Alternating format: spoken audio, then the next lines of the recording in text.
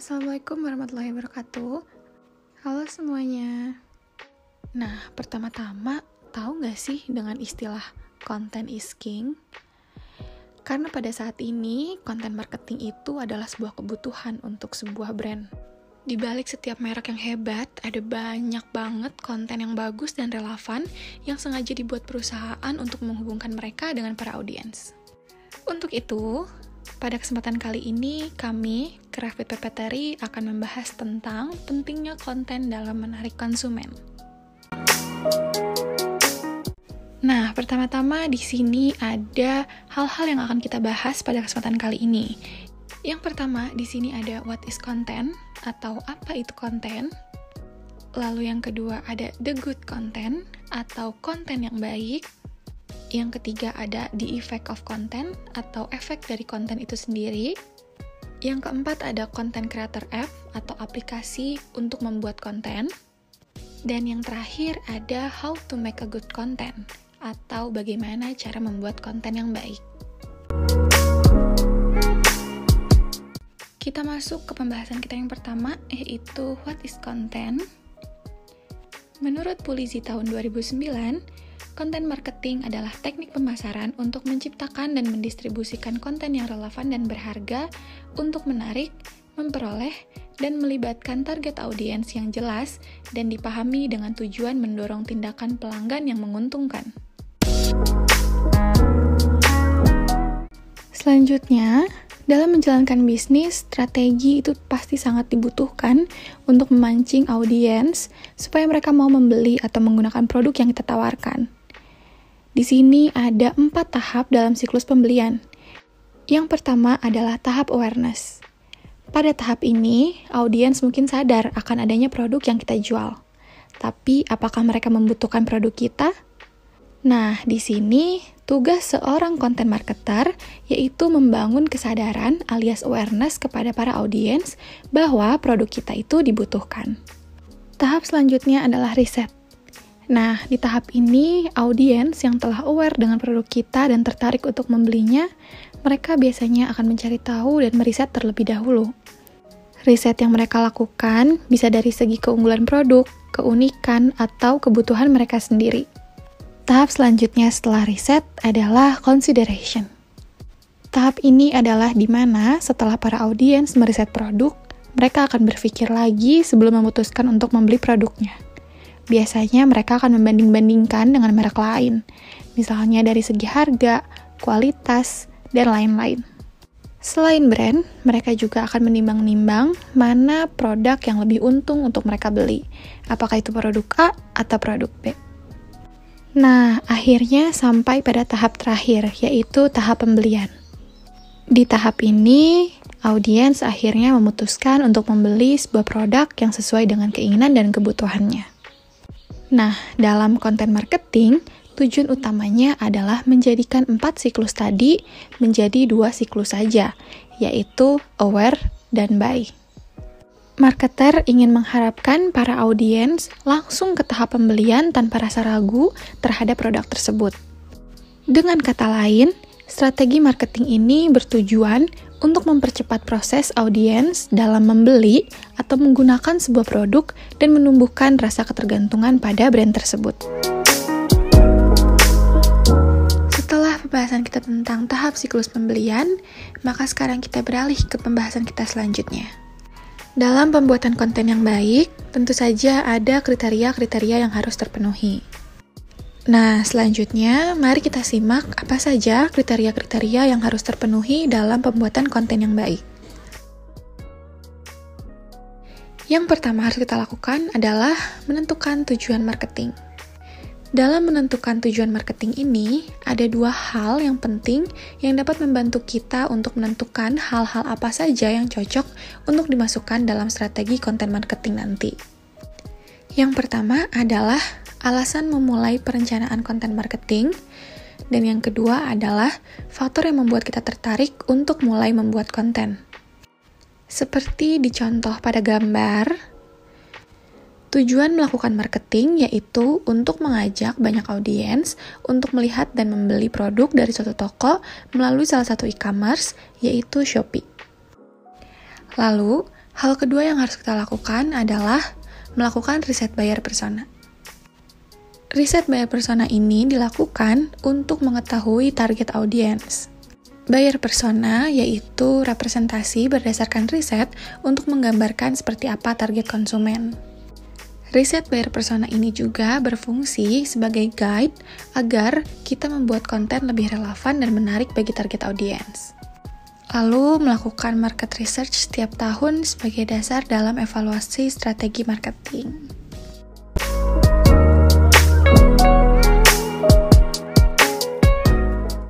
Selanjutnya adalah lakukan audit konten. Nah, di sini, konten yang sudah kita buat, ada baiknya segera dievaluasi dan direview. Apakah hasilnya membantu rate konversi di situs atau media sosial, atau malah membantu meningkatkan brand awareness serta traffic website. Nah, dari hasil review dan evaluasi tersebut, akan muncul strategi konten marketing yang baru yang bisa kita lakukan untuk periode selanjutnya. Hal keempat yang harus kita lakukan setelah membuat audit konten adalah menggunakan content management system. Content management system sendiri adalah aplikasi komputer yang mendukung pembuatan dan modifikasi konten digital. Fitur-fiturnya ini memiliki fungsi praktis dan efisien dalam pembuatan konten, seperti produksi, publikasi, dan analisis. Berikut ini adalah tools atau aplikasi content management system yang dapat digunakan. Ada WordPress, Drupal, dan Joomla. Berikutnya, hal ini merupakan salah satu hal yang paling penting dalam proses pembuatan konten, yaitu pikirkan ide konten. Konten-konten yang dibuat sejatinya harus orisinal, relevan, dan sesuai dengan kebutuhan target audiens kita, sebagaimana yang telah kita dapatkan dari hasil riset sebelumnya. Dari idenya sendiri, kita bisa mulai dari memikirkan konsep apa yang ingin kita tampilkan. Semakin menarik konsep yang kita tampilkan, maka akan semakin banyak juga orang yang menyukainya. Berikut ini adalah beberapa tools untuk menentukan konten. Ada HubSpot, BuzzSumo, dan Feedly. Tahap selanjutnya setelah membuat ide konten yaitu menentukan format konten yang dibuat. Perlu kita ketahui bahwa jenis konten dapat mempengaruhi perhatian audiens. Dari topik yang ada, perlu dipilih lagi format konten yang tengah populer saat ini. Berikut ini adalah beberapa format yang bisa kita gunakan untuk pembuatan konten. Yang pertama adalah Blogspot. Blogspot ini tersedia di website dan dirilis secara rutin untuk menarik pengunjung baru. Yang kedua ada e-books atau buku digital. Biasanya lebih panjang dan lebih mendalam. Namun jika berhasil, audiens mungkin menginginkan lebih banyak konten dari sebuah e-book dan mengirimkannya kepada orang lain. Yang ketiga adalah template, yaitu format konten yang praktis yang bisa memberikan nilai yang lebih tinggi. Format ini juga dapat menghemat waktu kita. Yang keempat ada infografis. Format ini mengatur dan memvisualisasikan data dengan cara yang lebih menarik daripada kata-kata saja, karena biasanya terdapat gambar. Yang kelima ada video. Media konten yang menarik ini dapat dibagikan di seluruh platform media sosial dan website. Dan yang keenam atau yang terakhir adalah podcast. Memulai podcast akan membantu audiens mengenali merek kita jika mereka tidak mempunyai waktu untuk membaca atau menonton konten setiap saat. Setelah ide dan konsep konten terbentuk, maka langkah selanjutnya yang harus kita lakukan adalah mengelola kontennya. Kita perlu mengatur dan mengelola konten yang akan dibagikan. Caranya, kita bisa memanfaatkan kalender editorial untuk mengetahui kapan memproduksi, menyampaikan, dan mempromosikan rencana strategi konten. Setelah topik pembahasan tentang the good content atau kriteria konten yang baik, maka kita lanjutkan ke topik selanjutnya yaitu the effect of content, atau apa dampak yang dihasilkan dari konten. Karena terbukti efektif, banyak pengusaha dari berbagai bidang dan skala menggunakan strategi konten marketing. Ada beberapa dampak dari pembuatan konten, yaitu 1. Meningkatkan brand awareness. mengenalkan brand pada target konsumen, dan menjadikan mereka pelanggan sekaligus meningkatkan konversi dan revenue. Yang kedua, parameter optimasi SEO. Strategi konten marketing tidak bisa lepas dari parameter SEO, khususnya untuk meningkatkan online presence dari suatu bisnis. Lalu yang ketiga adalah kebutuhan investasi jangka panjang. Suatu konten dianggap sebagai investasi jangka panjang dibandingkan iklan yang memiliki batas waktu dan biaya tertentu. Namun, jangan lupa untuk melakukan riset terlebih dahulu untuk mendapatkan hasil yang optimal. Yang keempat adalah meningkatkan konversi pelanggan. Salah satu tujuan terpenting dari konten marketing yaitu mampu mengkonversi audiens menjadi pelanggan. Supaya tujuan ini tercapai, kita perlu melakukan riset untuk merancang strategi konten yang tepat. Yang kelima adalah mendapatkan kepercayaan pelanggan. Dengan konten yang berkualitas, kita bisa meyakinkan mereka untuk mempercayai bisnis kita. Semakin banyak konten berkualitas yang kita produksi, pelanggan akan semakin percaya pada brand kita. Yang keenam atau yang terakhir adalah meningkatkan traffic.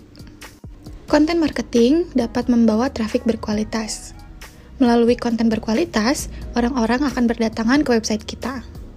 Jika website menampilkan informasi yang lengkap mengenai barang atau jasa yang kita tawarkan, mereka tidak akan segan untuk mengunjungi website kita lagi.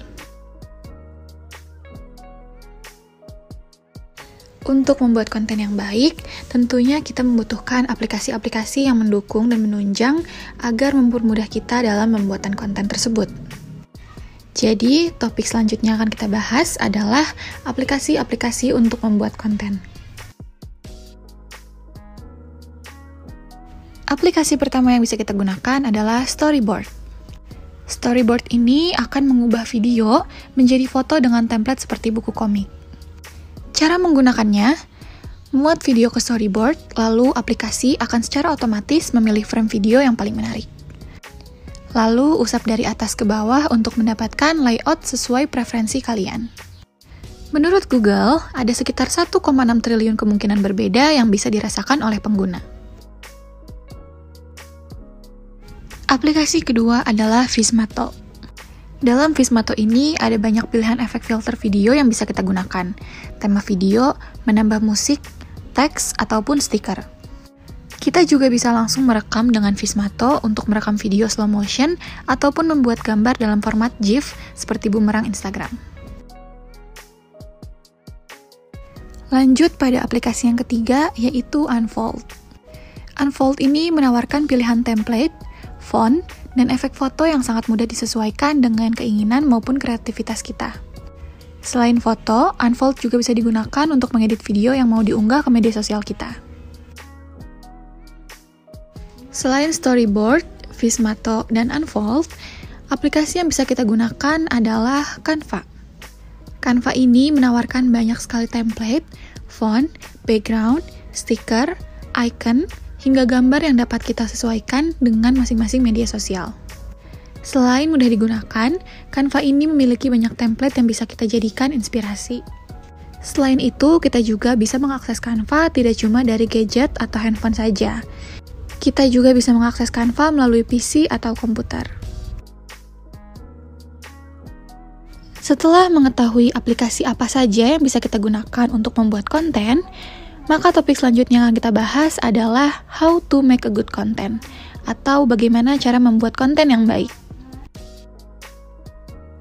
Dalam membuat konten yang baik, ada 4 hal yang perlu kita lakukan. Yang pertama ada menentukan tema konten, lalu yang kedua membuat brief konten, yang ketiga menuangkan ide, dan yang keempat membuat cadangan konten. Menentukan tema konten yaitu menentukan tema, warna, elemen yang sesuai dengan konten yang akan dibuat.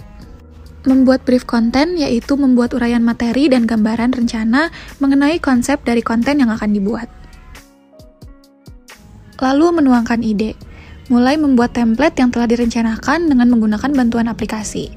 Seperti pada gambar, aplikasi yang digunakan adalah Canva. Lalu yang terakhir adalah membuat cadangan konten.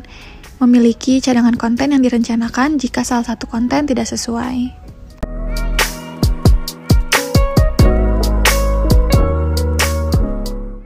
Berikutnya, di sini ada beberapa contoh konten yang telah dibuat oleh Craft with Papeterie.